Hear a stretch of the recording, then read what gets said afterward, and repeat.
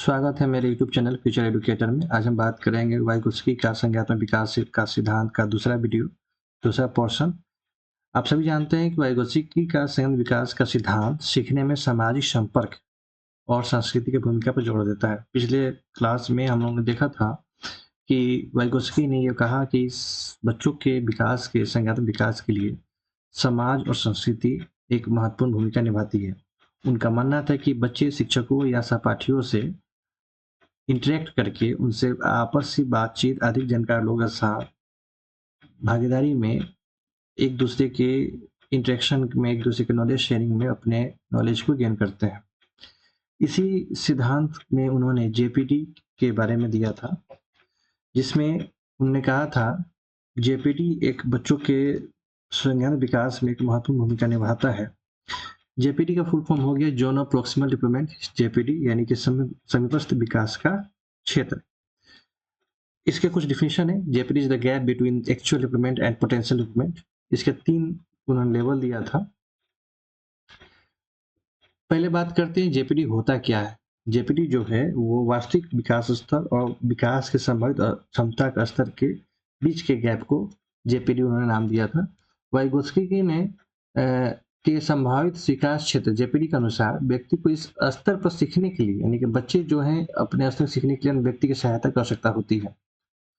यानी कि अगर हम बात करें इनके लेवल्स के बारे में, तो पहला लेवल जो इन्होंने बोला था वास्तविक विकास स्तर, जिसमें बच्चा जो है स्वयं कितने तक काम वो कर सकता है, वो सॉल्व कर सकता है। What a child can do independently, बच्चे स्वयं से कितना काम कर सकते हैं।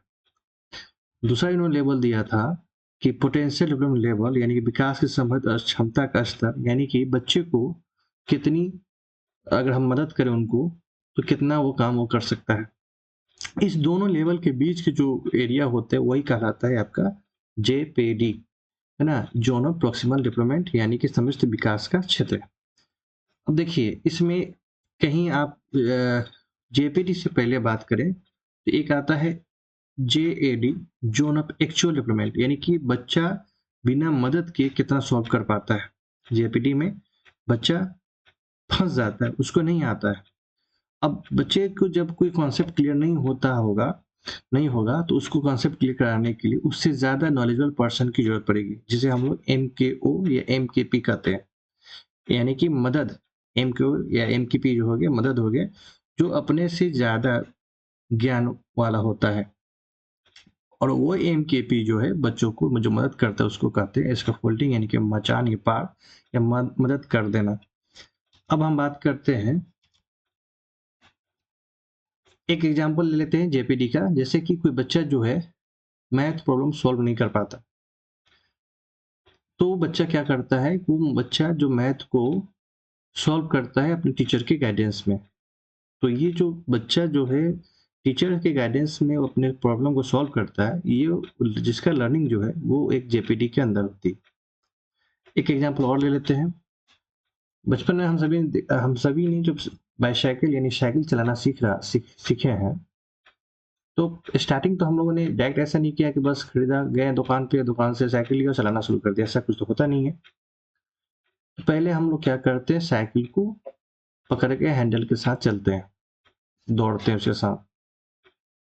जब लगता है कि नहीं हम लोग साइकिल बच्चे जो है बैलेंस कर ले रहा है, हम लोग बैलेंस कर लेते थे, तो हमारे फादर जो हमसे जो अधिक जानकार होने का मतलब हो गया, जो साइकिल चलाना जानता है, वो क्या करता है, पीछे से पकड़े रहेंगे और हम लोग उस पर बैठ के अपना साइकिल चलाना शुरू करेंगे। अब जो पहले हम लोग, जैसे कि इसी में हम लोग के लेवल जो हो गया एक्चुअल डेवलपमेंट जो लेवल था, यानी कि साइकिल को पकड़ के हम लोग दौड़ सकते हैं, चला नहीं सकते थे। तो ये हम लोगों का वास्तविक विकास था। संभावित क्या था कि अगर पीछे कोई बड़े जो साइकिल चलाना जानते हैं, अगर वो पकड़े हुए पीछे से हैं, तो हम लोग सीट पर बैठ के पैडल जो होता है हम लोग चला सकते हैं, बैलेंस कर सकते हैं। अगर जो पीछे जो पकड़ा हुआ है MKP या MKO, अगर वो थोड़ा सा भी आपको मदद करता है, सीट को या पीछे से कैरियर पकड़े हुए है, यानी कि आपको बैलेंस बन जाता है, तो वही आपका जो मदद जो है आपके विकास और आगे तक ले जाता है। ठीक है, अब बात करते हैं MKO यानी कि मोर नॉलेजेबल पर्सन या मोर नॉलेजेबल अदर। इसी को हमने जो बात कर रहे थे कि जो आपकी स्किल्स आपके नॉलेज से ज़्यादा जानकार, वो आपके लिए MKO है या MKP। अच्छा, एक चीज़ और है, इसमें ये ज़रूरी नहीं है कि MKO या MKP का एज रखा हुआ है कि इतने एज से लेकर इतने एज तक MKP में आएंगे, ऐसा कुछ भी नहीं है। इसमें एज फैक्टर नहीं है। जैसे कि अगर सपोज डैट आप कोई लैंग्वेज सीख रहे हैं, जैसे मान लेते हैं कि हम लोग हिंदी बोल रहे हैं, अगर मुझे बाहर जाना हो या दूसरे अदर स्टेट में अगर वहाँ की लोकल लैंग्वेज सीखनी है, अगर बच्चा जो हमसे उम्र में छोटा है, अगर मुझे वो सिखा रहा है उस लोकल लैंग्वेज को, तो बच्चा जो है हमारे लिए, मेरे लिए, आपके लिए MKP या MKO का काम करेगा। यानी कि अगर आपसे ज़्यादा नॉलेजेबल पर्सन है जो आपके प्रॉब्लम को सॉल्व करने में मदद करता है, तो वो आपके लिए MKO कहलाएगा। अब इसमें बात आ जाएगी कि हम सभी जानते हैं कि टीचर्स जो ही हैं जो आपके इस प्रॉब्लम को सॉल्व करते हैं।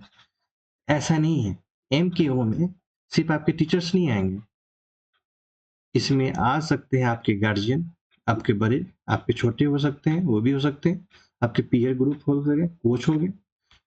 एक तरह से समझिए कि जो हाँ आपकी प्रॉब्लम सॉल्व नहीं हो पा रही है, उस प्रॉब्लम को सॉल्व करने के लिए दूसरा अगर कोई बंदा, दूसरा कोई पर्सन उस प्रॉब्लम को सॉल्व कराने में आपकी मदद करता है, वो आपका MKO कहलाएगा।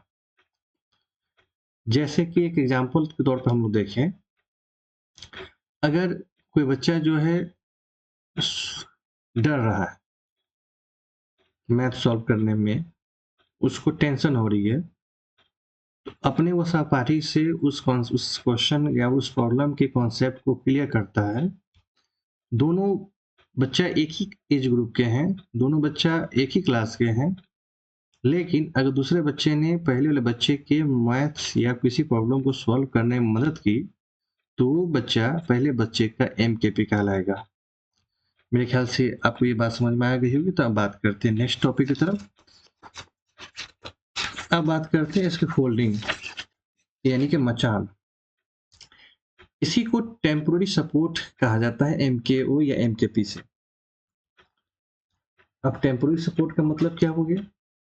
जैसे फॉर एग्जांपल हम लोग बात कर रहे थे साइकिल चलाने के लिए, अगर आपके फादर या आपके बड़े भाई आपको पीछे से साइकिल पकड़े हुए आपको बैलेंस बनाते हैं, यानी ऐसा तो नहीं ना है कि हर वक्त आप साइकिल चलाते रहेंगे वो पीछे पकड़े रहेंगे, नहीं।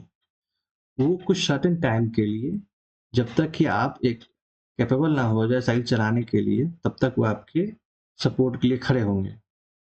तो वो जो सपोर्ट होगा, वो टेम्पोररी जो सपोर्ट है, वो इसको फोल्डिंग कहलाता है, वो MKO के द्वारा दिया जाता है। वाइगोत्स्की ने इस बात पे जोर दिया कि बच्चे को सीखने के लिए एक ढांचे की जरूरत होती है, मचान, इसको फोल्डिंग नहीं, ढांचा या मचान की जरूरत होती है। यानी कि उसको एक ऐसी सीढ़ी चाहिए जो उसके अधिगम के शिखर तक ले जा सके, जहाँ पे मतलब जिस लेवल तक वो पहुंचकर अपने लर्निंग को या अपने लर्निंग के अंतर्गत जो भी उसकी दिक्कतें हैं उसको वो सॉल्व कर सके। एग्जाम्पल तो फिर वही साइकिल के लेते हैं हम लोग। अगर कोई बच्चा जो है उसको साइकिल चलाना सीखना है, तो उसको एक सपोर्ट की जरूरत है, एक ढांचे की जरूरत है, एक मचान की जरूरत है, एक सीढ़ी की जरूरत है, जो MKP या MKO द्वारा दिया जाता है। क्या कि उसको उतना ही सपोर्ट की जरूरत है, उसको उतना ही सपोर्ट देना है जितना कि वो साइकिल चलाना सीख जाए, बैलेंस करना सीख जाए और आगे अपने अधिगम को, अपने साइकिल चलाने का अधिगम को पूरा कर ले। ऐसा नहीं है कि वो उसके जो MKP है उसको जिंदगी में उसके साथ चलेंगे, ऐसा कुछ भी नहीं है। MKP या MKO जो है वो इसको फोल्डिंग जो काम करेंगे, ये सपोर्ट करेंगे। यहाँ हमने लिखा भी है temporary support given by MKO। Support कैसा होगा? High at beginning, gradually reduced. अब एक चीज यहाँ समझने वाली बात है, स्टार्टिंग में जो है MKO या MKP जो होंगे, जो मोर नॉलेजेबल पर्सन है या अदर है, वो स्टार्टिंग में आपको ज्यादा सपोर्ट करेंगे। धीरे धीरे क्या करेंगे, अपने सपोर्ट को हटाना शुरू करेंगे ताकि आप अपने आप पर बैलेंस बनाना सीख जाए, है ना। और लास्ट में ये हो जाए कि जो बच्चे जो अधिगम कर रहे हैं वो अपने आप पे स्वयं पर आश्रित हो जाए। इसका सीधा और सिंपल से एग्जांपल वो साइकिल चलाने का है कि स्टार्टिंग में बहुत ज़ोर से पीछे जो जो भी आपके फादर भैया पकड़े रहते हैं, बहुत ज़ोर से पकड़े होते हैं, जिससे कि आप सीट पर बैठ सकें, गिरे नहीं। और जैसे ही आप 1-2 पैडल चलाना शुरू किए हैं, साइकिल आगे बढ़ना शुरू हो गया, तो वो धीरे-धीरे क्या करते हैं, वो जो टाइटली वो पकड़े हुए थे, वो लूज़ कर देते हैं और कुछ देर बाद, कुछ दिनों बाद आपके साइकिल को वो छोड़ देते हैं। थोड़ा छोड़ते फिर पकड़ते, छोड़ते फिर पकड़ते, ऐसे करते-करते क्या होता है कि वो लगभग छोड़ देते हैं और आप एक राउंड मारना शुरू कर देते हैं। तो इसका मेन गोल क्या होता है कि बच्चे जो है अपने आप पे आश्रित हो जाए, इंडिपेंडेंट हो जाए। एग्जाम के तौर पर देखा जाए, सिटी एग्जाम के लिए जो इसका फोल्डिंग वर्ड जो है, ये वाइगोस्की ने डायरेक्टली नहीं दिया था, ये उनके थ्योरी के आधार पर किया गया।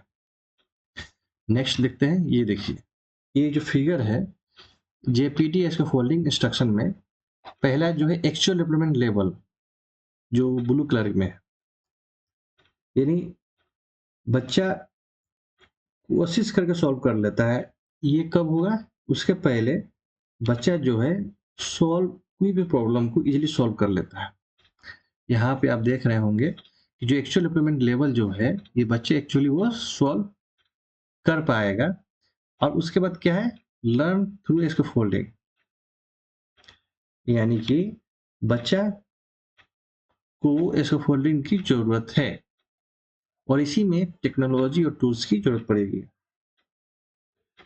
और जब लेवल ऑफ पोटेंशियल डेवलपमेंट बात करेंगे, उसमें क्या होगा कि आप जो भी बच्चे जो हैं, हमने 3 लेवल के बारे में बात किया था कि जो उसके संभावित क्षमता का जो स्तर है, वहां तक पहुंचा देना है।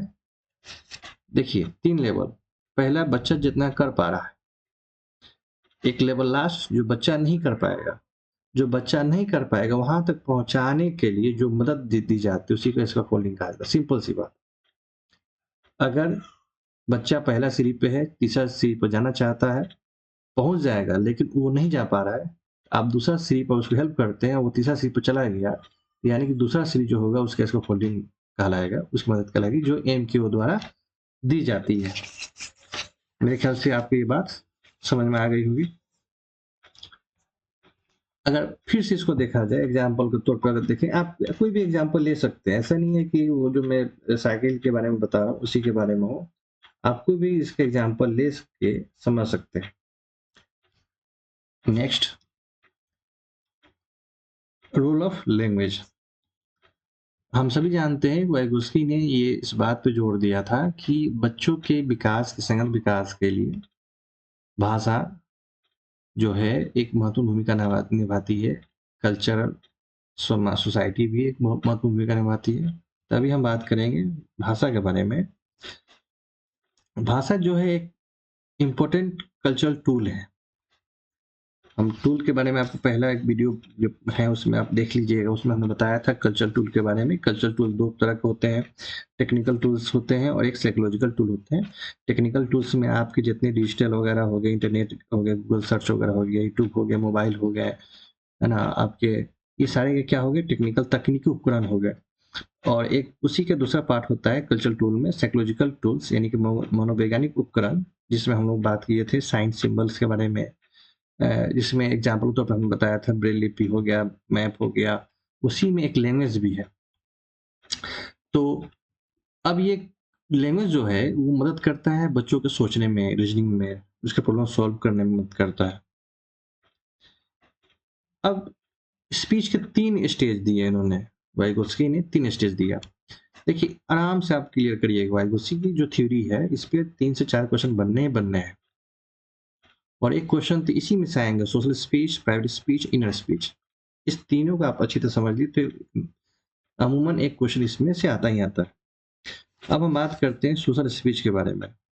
ये टॉकिंग टू अदर्स, इसमें सीधा सी है, यानी कि जैसे कि सोशल स्पीच में स्वयं को बच्चा निर्देशित करता है, सेल्फ डायरेक्टेड बिहेवियर होता है। इसकी उम्र जो होती है, एज फैक्टर अगर देखा जाए तो 3 से 5 साल के लिए ये मतलब में होते हैं। 3 से 5 साल इसका एज ग्रुप होता है। रोना, हंसना, कुछ करके समझाना, है ना।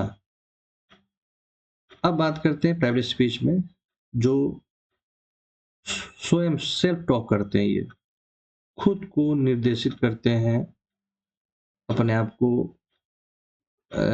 ऑर्डर्स देते हैं, है ना? अपने आप को रेगुलेट करते हैं। ये 5 से 9 साल के बीच बच्चों के बीच में होता है। लेकिन ये ईगोसेंट्रिक नहीं होता, ईगोसेंट्रिक से थोड़ा आगे होता है, अलग होता है ये। ईगोसेंट्रिक जो है वो और ये प्राइवेट स्पीच, ये दोनों अलग-अलग है। इस बात का ख्याल रखिएगा।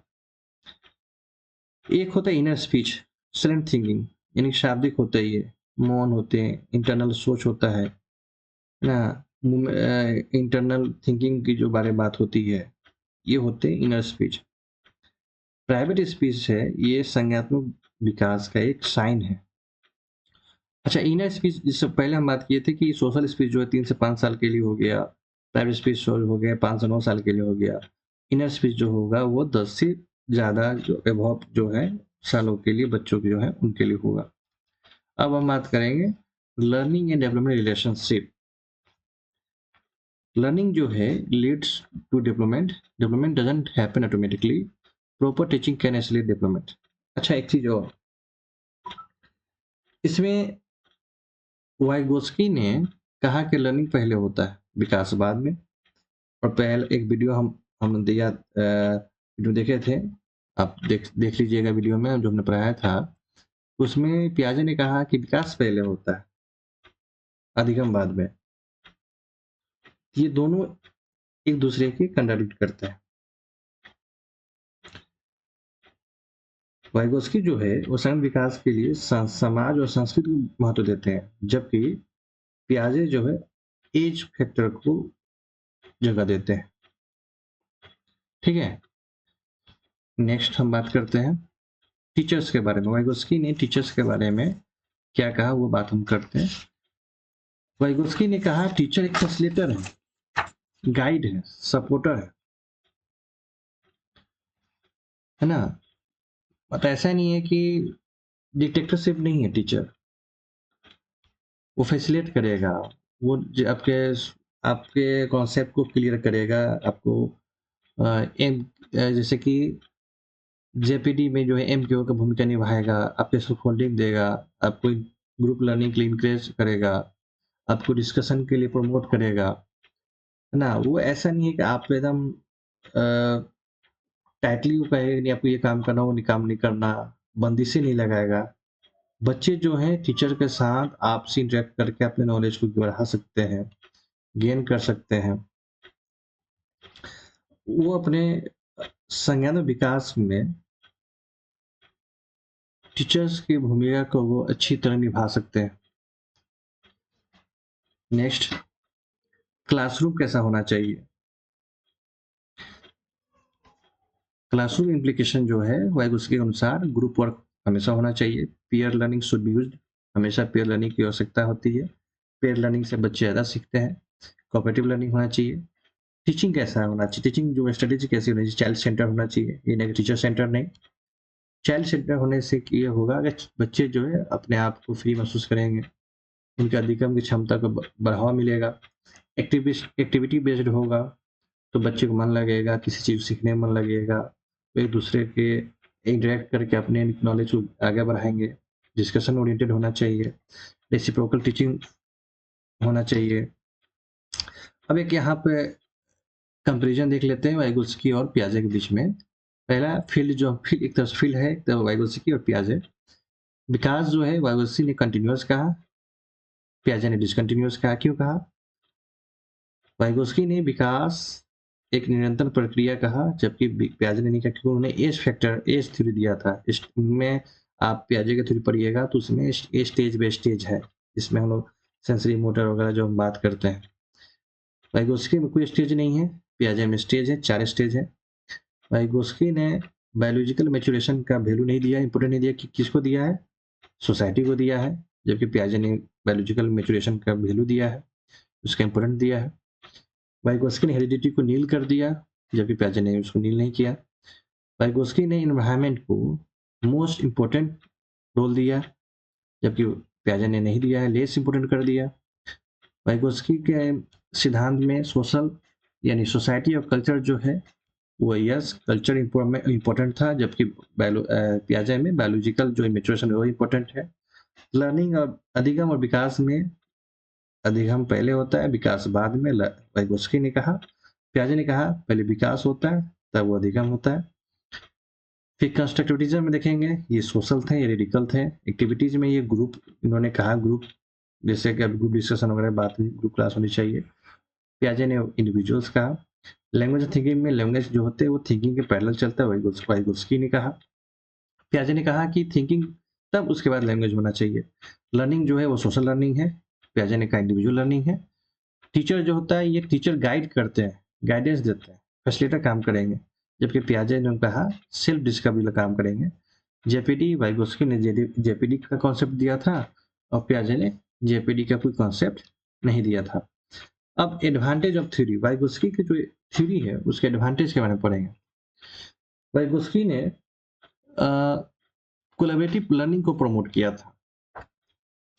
उन्होंने एक्टिव पार्टिसिपेशन को इनकरेज किया था, क्लासरूम टीचिंग को सुटेबल बनाया था, इंक्लूसिव एजुकेशन जो है, इंक्लूसिव एजुकेशन को सपोर्ट किया था उन्होंने जैसे पीयर ट्यूटरिंग का को एक्सप्लेन किया था, रेसिप्रोकल टीचिंग में काम किया। रेसिप्रोकल टीचिंग का मतलब ये हो गया कि तीन बच्चे जो है एक दूसरे से सीख रहे हैं, उसे वो टीचर से इंटरेक्ट हो रहा है, वो पहला बच्चा दूसरे बच्चे से इंटरेक्ट हो रहा है, दूसरा तीसरा से इंटरेक्ट हो रहा है, तीसरा पहले से इंटरेक्ट हो रहा है, और सभी एक दूसरे से टीचर से इंटरेक्ट हो रहे हैं। नेक्स्ट हम बात करेंगे इसके लिमिटेशन क्या थे। वाइगोस्की के सिद्धांत जो है उसके कुछ लिमिटेशन भी है, जैसे कि उन्होंने बायोलॉजिकल फैक्टर को उतनी महत्व नहीं दिया जितनी देनी चाहिए। उन्होंने वैल्यू ऑफ एज को इग्नोर किया, बायोलॉजिकल मैच्योरेशन को इग्नोर किया, उन्होंने कोई स्टेज थ्योरी नहीं दिया विकास पे।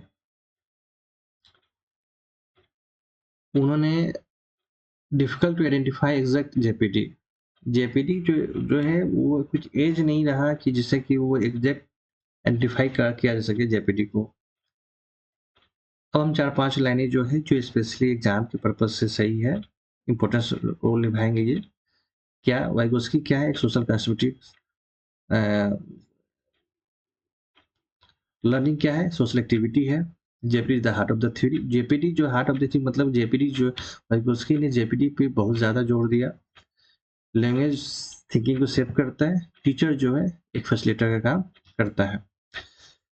अब हम इस थ्योरी को समाप्त करते हैं। Thanks for watching. उम्मीद करता हूँ ये थ्योरी आपको पसंद आई होगी। अगर आपको समझ कॉन्सेप्ट क्लियर हुआ होगा तो लाइक करें, सब्सक्राइब करें और हो सके तो आगे तक शेयर करें। धन्यवाद। फिर मिलते हैं नेक्स्ट वीडियो में, तब तक के लिए धन्यवाद।